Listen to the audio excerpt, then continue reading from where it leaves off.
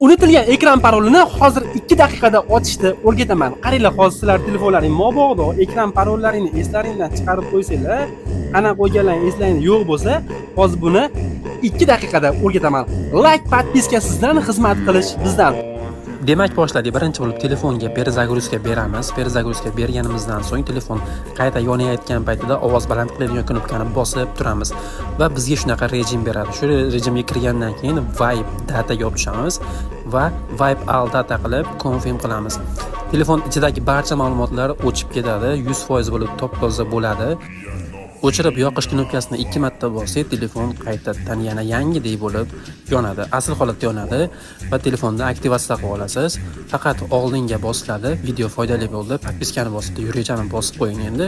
Bir dona yurecha jalka bas endi.